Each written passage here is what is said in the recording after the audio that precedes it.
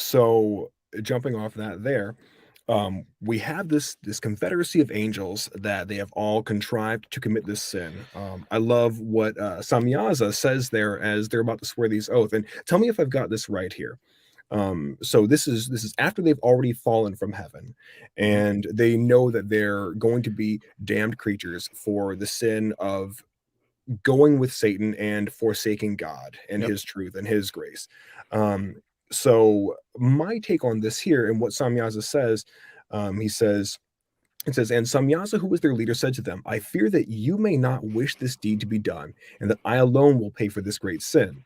And they all answered him and said, let us all swear an oath and bind one another with curses, so not Yep. to alter this plan, but to carry out this plan effectively. My logic behind that there Yep. is that they're all looking at each other going, all right, we're already screwed here. However, if we can mess up God's plan in having an actual Messiah be born from a pure lineage of man and then God's seed himself, then we can totally mess up his entire redemption arc here in one Yeah. fell swoop. Yeah. And I would say a little grander than that. Really? Okay. Yeah, the Messiah issue is a secondary plan B type of thing, if you want to look at that, or plan C, wherever you want to put it in on the scheme of things. They're looking to create the demigods to lead people away from God, to have them have no knowledge about God, and to swear allegiance and oaths and worship the pantheon of fallen angels. And that the demigods are there not only to lead humankind away, but to destroy them, not just physically, but also spiritually, so that they will not attain their destiny, that they will turn them into either so evil or destroy them from the faces of the earth. There are no descendants, right? That it's just going to be the offspring of the demigods that are going to be in this world. And so that's what they're trying to do. And the angels do not want the Messiah to be born to somehow, and they don't know what the answer is to this, but to somehow cause it that humankind will be raised up to be like angels in the future time, and to be probably raised higher by the utter sort of disgust that these angels had for humanity and the crimes that they committed against humanity, and that we were to right from the beginning to judge those rebellious angels for the crimes against humanity in the future times. So they wanted to make sure we were wiped from the face of the earth. We were wiped from the the book of life, all the names blotted out, so that we would be remembered no more.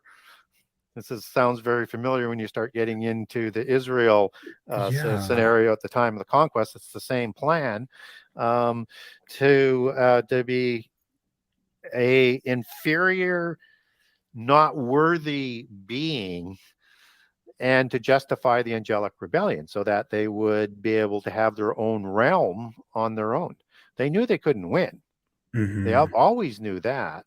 What they didn't know, as Corinthians talked about, is they didn't understand a resurrection. That was Yes. hidden from them. And it Otherwise, as it says, the princes of this world, or the arches of this world, would not have ensured Jesus was crucified. Sure. It's almost as if, they looked at each other and said, "All right, well, like, after the Messiah was born and, you actually, I'll touch on that here in a second too, but after the Messiah is finally born and then the plot to have him snuffed out at birth is thwarted, because they're off in Egypt land, and then he finally is actually hung on that cross and he dies for his sins. It really seems to me that, like you were saying, with the more grand over the top scheme is they're going, all right, well, we failed in stopping the Messiah to be born. We failed in stopping him from dying for the sins of all mankind.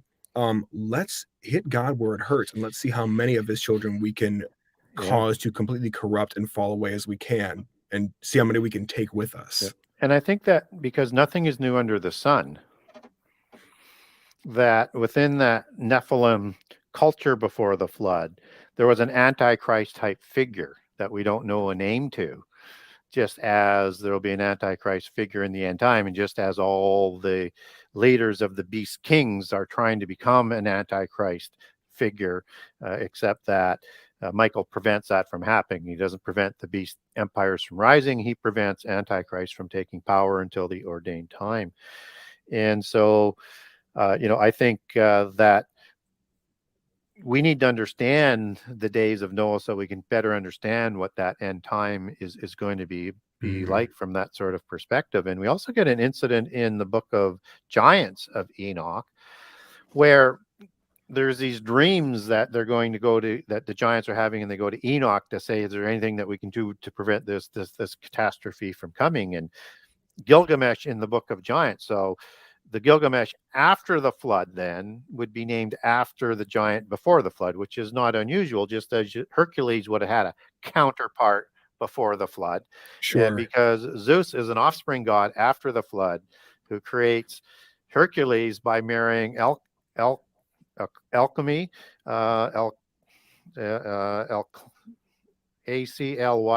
I think is the spelling of it, alchemy.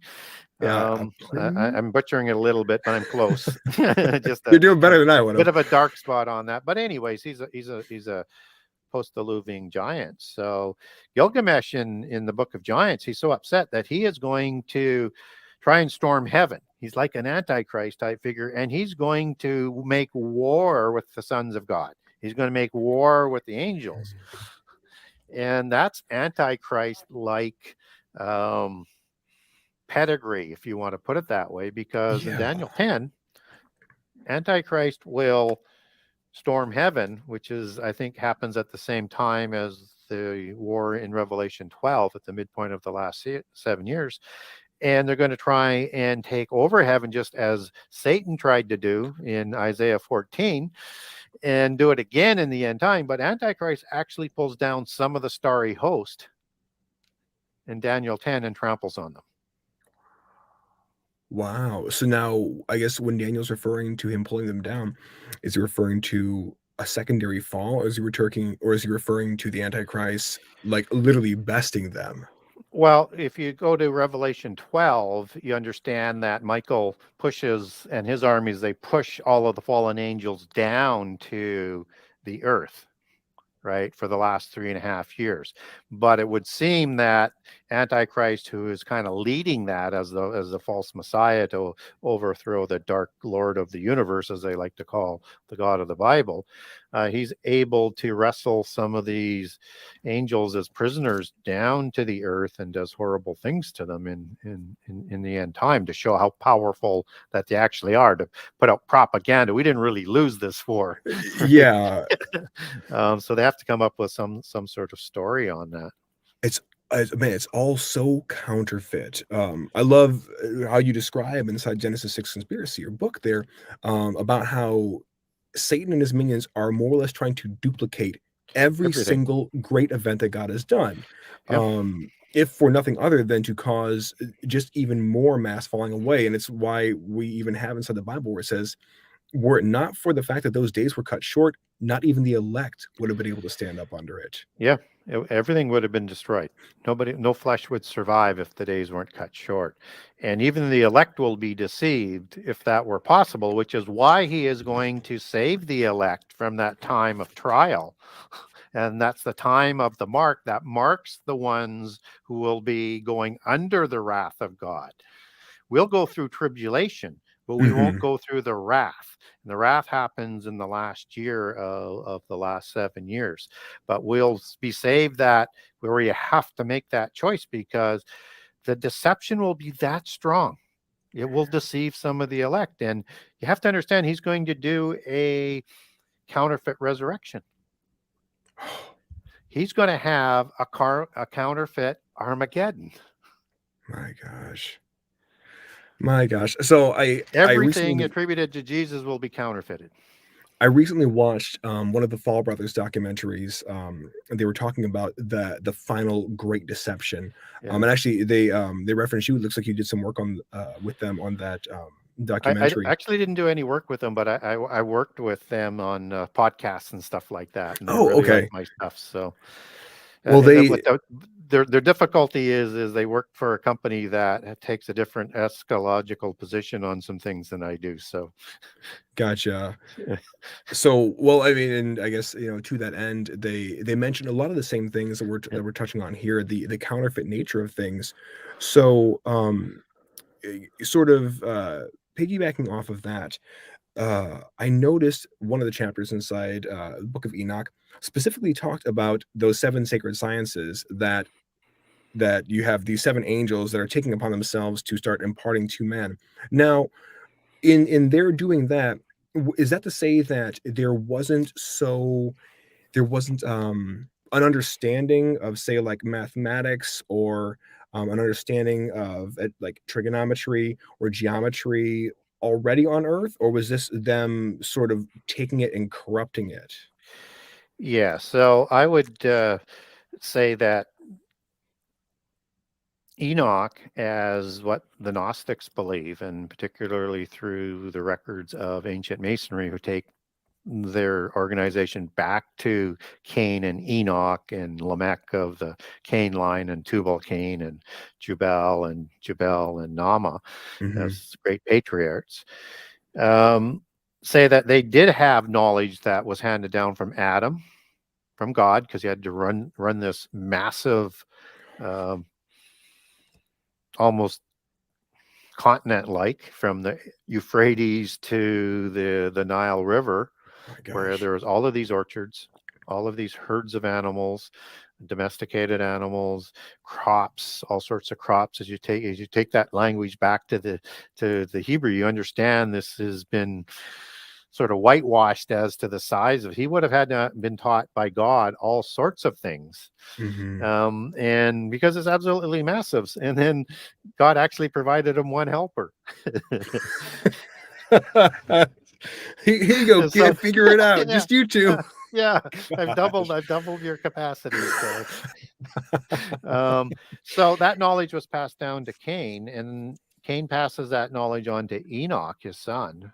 There's two Enochs, if people weren't aware of that. One son of Cain and one son of Jared.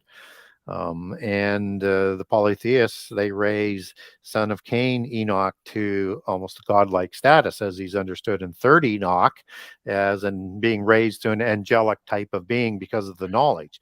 So he puts this knowledge into seven disciplines that we know as the seven sacred sciences or the seven liberal arts today. And then this knowledge is what merges with the angelic technology and knowledge that suddenly takes this whole knowledge base to a level that we haven't reached yet today. But I think what we're seeing is angelic technology once more being provided to get us back up to that level of knowledge, so it can be like the days of Noah, understanding Noah lived 600 years before the flood and 350 years after the flood. Both had giants, both had That's fallen angels. That's sort of, right in line with, how L.A. Marzulli will talk about these megalithic structures. He's Yeah, like, "This is fallen angel technology, Nephilim architecture, 100% through." Things that we can't even recreate now. You get stonemasons that look at these structures where you can't even fit a piece of paper between the yeah, stones, and they're going, yeah, I yeah. don't know, man." Yeah, and they use the seven sciences not only to lead people away from God, not but also to degrade God, Mm, as in slander Him, and not give God credit for anything, but to honor their pantheon of gods. Right. So all of these megaliths, all of these cities, just as all the sciences and education today is swimming in polytheist imagery, whether it's the gods of Greece or whatever, the architecture, it's all polytheist and it's honoring the pantheon of gods. And so they would honor the gods of the zodiac, and they would have mm, zodiacal, astronomical, and astrological alignments and things encoded into it. It would have sacred geometry. It would have ratios that only could come from the fallen angels or a very advanced society. And it was designed to be done at a level we can't do today, and at a time where they shouldn't have been able to even build huts based on what Wow. the secular people would tell us. Wow. Well, you bring up, the zodiac and the signs of Yeah, the stars. I mean, and what we understand today as the zodiac is a total corruption of the Jewish Mazzaroth, the yeah, original zodiac that told yeah, the entire story of redemption, yeah. through like the three deacon constellations and then their three stars, like in such minute detail. Yeah, astrology is a corruption of astronomy, and it's Mm, done to, again, be used to show people that all things are controlled by the pantheon of gods. And in that is the worship and the ritual thereof. wow.